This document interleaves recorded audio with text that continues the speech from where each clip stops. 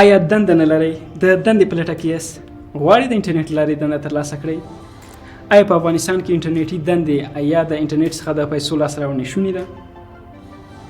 شاید دا او دې ته ورته پوښتنې مو له موضوع راهیسې په ذهن کې بې ځوابه پاتې وي، خو د اندېښنې وړ نه ده.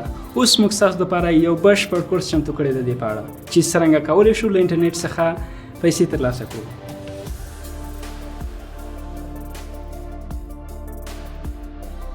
السلام علیکم، خان نیازی یم. له تېرو 5 کلونو راهیسې فریلانسینګ کوم. غواړم په دې کورس کې تاسو ته در وښایم چې څرنګه کولی شو د خپلو وړتیاوو استعدادونو څخه په ګټې اخیستنې سره له انټرنیټ څخه د فریلانسینګ لارې پیسې ترلاسه کړو.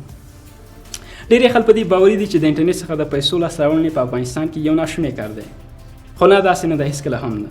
که چیرې تاسو په افغانستان او یا هم د نړۍ په هر هیواد کې یاستئ، تاسو په ډېرې اسانۍ سره کولی شئ د انټرنیټ څخه په کافي اندازه پیسې ترلاسه کړئ. خو که چیرې تاسو یو ښه ګرافیک ډیزاینر، ویب ډیزاینر، اپلیکیشن ډیزاینر، ټرانسلیټر، ویډیو ایډیټر او یا هم دې ته ورته نورو مختلفو څانګو کې وړتیاوې او مهارتونه ولرئ، تاسو په ډېرې اسانۍ سره کولی شئ چې خپلې وړتیاوې او مهارتونه تر نړیوالو ورسوئ او پر نړیوالو یې د پیسو په بدل کې وپلورئ.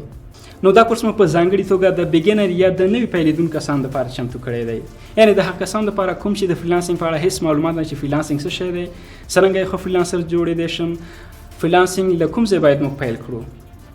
نو موږ درته په دې کورس کې د فریلانسینګ لپاره د فایور پلیټفارم غوره کړی دی، ځکه د فایور پلیټفارم تر ټولو ساده او اسانه فریلانسینګ ټولز لري. زده کوونکي کولی شي په ډېرې اسانۍ سره یې زده کړي، او موږ درته د فایور د پلیټفارم او د فریلانسینګ په اړه پوره وضاحت په همدې کورس کې درکوو، چې څرنګه کولی شو په فایور کې خپل اکاونټ پرانیزو. دویم، څرنګه کولی شو په فایور کې خپل اکاونټ بشپړ کړو. دریم، څرنګه کولی شو په فایور کې خپل لومړني ګیګز یا سرویسز جوړ کړو چې بیا موږ کولی شو له همدې لارې خپل ځان ته پیرودونکي پیدا کړو. څلورم، څرنګه کولی شو په فایور کې پیرودونکي پیدا کړو او د پیرودونکو توجه ځان ته راجلب کړو. پنځم، څرنګه کولی شو په فایور کې خپلې لومړنۍ پروژې ترلاسه کړو او بیا یې په سمه توګه بشپړ کړو.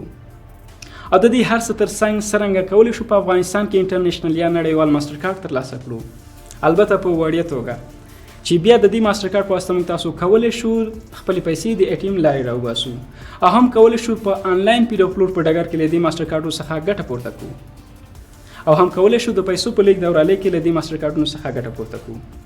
نو هیله کوم په دې کورس کې له موږ سره پاتې شئ تر څو هر څه په عملي بڼه درښیي چې څرنګه او له کوم ځای څخه فریلانسینګ پیل کړئ، تر څو کولی شئ تاسو څخه یو ښه فریلانسر جوړ شي او وکولی شئ چې خپل ځان، خپله کورنۍ د فریلانسینګ لارې سپورټ کړی شئ، او وکولی شئ چې د فریلانسینګ لارې په میاشتنۍ توګه له انټرنیټ څخه عاید ولرئ. نو راځئ چې پیل یې کړو.